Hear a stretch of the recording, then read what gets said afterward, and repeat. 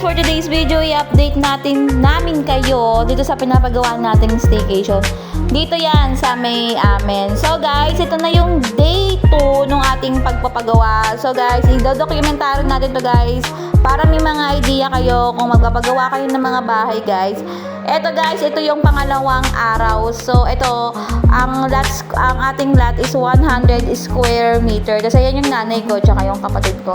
Syempre, pagdating ng hapon, mga mare, chine-check natin kung ano ba yung mga nagawa na. So, ito yung pagkatapos nung isang araw. So, ito, nalinisan na yung lote. Puro mga kahoy kasi to, puro mga puno. So, ito, malinis na, na-flat na din. Tapos, nakapaghukay na rin dun sa kabilang side.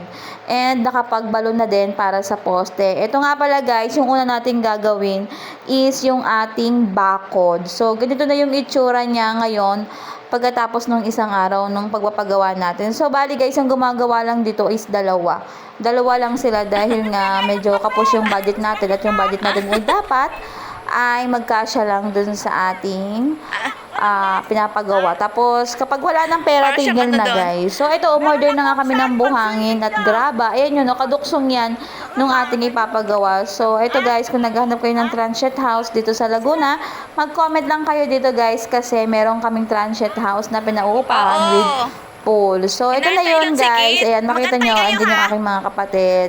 And ito yung pinapaupahan namin yung gray. So, maganda dyan guys, may pool dyan sa loob, malinis, mabango. So, ito na nga guys yung ating update sa ating unang araw ng pagpapagawa ng ating bahay. So far, mga mari, yung ating foreman is 1,000 ang kanyang per day. Tapos yung kasama niya is 700.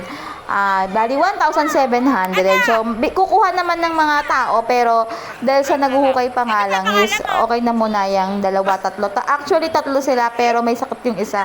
So, dalawa lang yung pumasok. So, yung gastos natin guys, ayan 1,700 na. And then, mga mari ko, umorder na rin kami ng buhangin, tsaka ng graba. And guys, kung makita nyo, dapat kailangan nyo munang malaman yung muhon ha. Kasi, syempre, yung katabing lupa merong may-ari nun. So, dapat sa muhon, mga mare, it's either maghati kayo sa muhon. Hindi mo pwedeng isagad yung lote mo dun sa muhon. Okay? Pwede na, pero pwede kayong tagkalahati dyan sa muhon. So, ayan na guys, ito na yung hukay niya. Sa, ayan, hindi pa tapos, no? So, ayan, hindi pa tapos. Ayan, yan pala yung nahuhukay niya sa kabilang side. Tapos, dun sa kabilang side naman, medyo tapos na yung kabilang side. Ayun. Parang kalahating araw nga lang yata to. So, ayan, no? So, ayan yung ating buhangin at saka ng graba.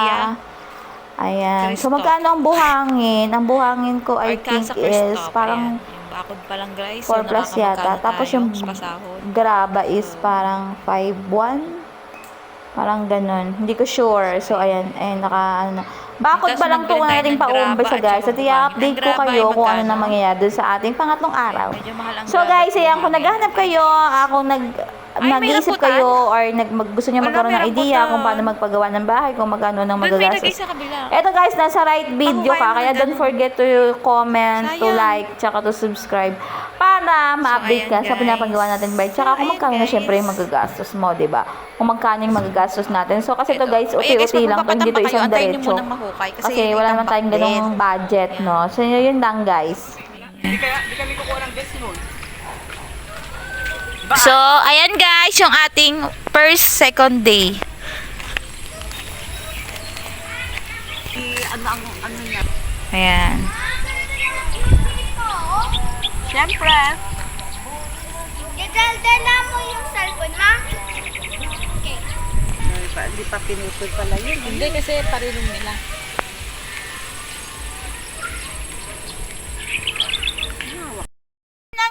Ang ating for today's video. So, tayo ay next day ulit, guys. Bye!